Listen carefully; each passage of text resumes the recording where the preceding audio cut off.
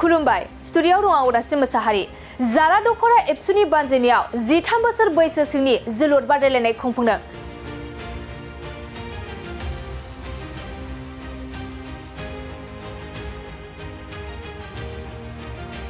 बड'लेण्डआव जोलुर गेलेनाय बादायलायनायनि दोहौआ आथिखालाव गोख्रैयै साग्लोबनायखौ नुनो मोननाय जादों। अदेबानि गोबां लाइमोनफोरानो गेलेमु बिथिङाव गोख्रैयै दावगालांनायखौ नुनो मोननाय जादों आरो दुलाराय बर' फरायसा आफादनि बड'फा गोजोरथियारि सोलायनाय मावथांखिनि जोहै जोलुर गेलेनाय बादायलायनाय होनायनि गेजेरजोंबो गोबां इयुन जोलैफोरनि गेलेनाय बिथिङाव दावगालांनायखौ नुनो मोननाय जादों।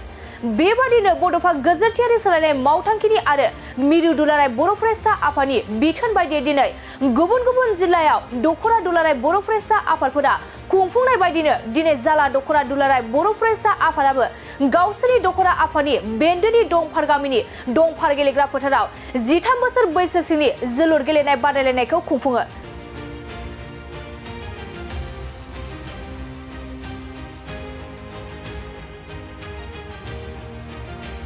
मख'नो गोनांदि बे बड'फा गोजोरथियारि सोलायनाय मावथांखिनि जोहै 13 बोसोर बैसो सिंनि जोलुर गेलेनाय बादायलायनायखौ बेखेवनानै होफैयो जाला दख'र दुलाराय बर' फरायसा आफादनि बोसोनगिरि सजय कुमार बर'आ आरो बिथांजों लोगोसे ओनसोलनि गोबां समाज सिबियारि बिथांमोननि हेफाजाब होफैनायाव बे 13 बोसोर बैसो सिंनि जोलुर बादायलायनाया मेहेर गोनाङै जानानै थाङो।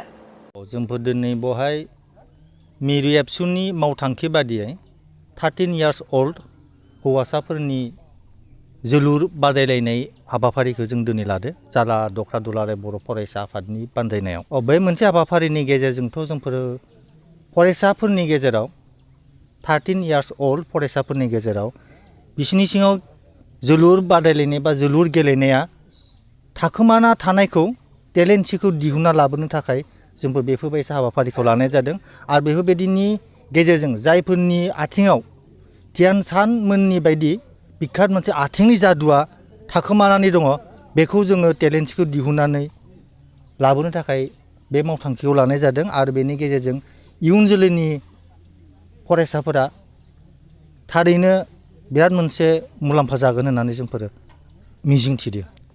बे हाबाफारिनि गेजेरजों जोलुर बादायलायनायाव जायफोरा चेम्पियन जागोन बिथांमोननो जोङो ट्रफिनि हाबाफारिखौ लादों। नाथाय जोंफोरना नैबे इन्डिभिजुवेल पारफरमेन्सनि सायावसो जों बेखौ बांसिन गुरुत्व होदों। अब्लाबो जोंफोर टीमनो फाइनाल टीमाव देरहासार जानाय टीमफोरनो आरो रानार्स आपनोबो आरो बेस्ट प्लेयारनोबो ट्रफि होनाय हाबाफारिखौ जों लादों। निश्चय जों बेखौ बिथांमोना देरहासारनायनि उनाव जोंबो डिस्ट्रिक्ट लेभेलाव लांगोन।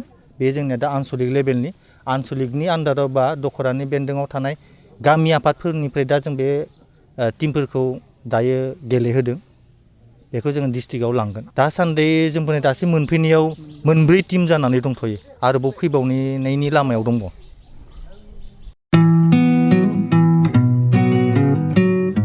मोनसे फोसावथाय नोंथांमोननि थाखाय मोनसे गोजोनथाव खौरां लानानै फैदों। चिरां जिल्लानि सिङाव थानाय काजलगावनि सिफुं हटेलखौ गुवाहाटी नोगोरनि साखाथियाव थानाय सानसारियाव गोदानै मोनसे सिफुं हटेल ब्रान्च खुलिनाया नोंथांमोननि थाखाय गोजोनथाव खौरां लानानै फैदों। नोंथाङाबो जुदि गुवाहाटीयाव थायोब्ला एबा गुवाहाटी नोगोराव दावबायहैनाय समाव बर'नि दोरोङारि ओंख्रिखौ जानो लुबैयोब्ला गुवाहाटी नोगोरनि साखाथियाव थानाय सानसारियाव गोदानै बेखेवनाय सिफुं हटेलाव थांनानै जाहैनो हागोन।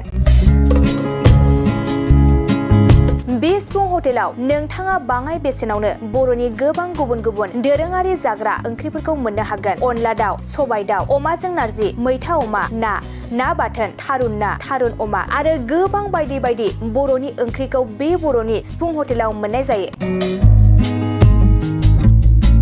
सोरबाफोर जुदि बे सिफुं हटेलाव बर'नि संनाय खावनायखौ जानो थाखाय सिगांग्रो अर्डार हरनोब्ला नैबे 9864747796 9954772037 जामबुं नम्बराव कल खालामनानै बुकिं खालामहरनो हागोन।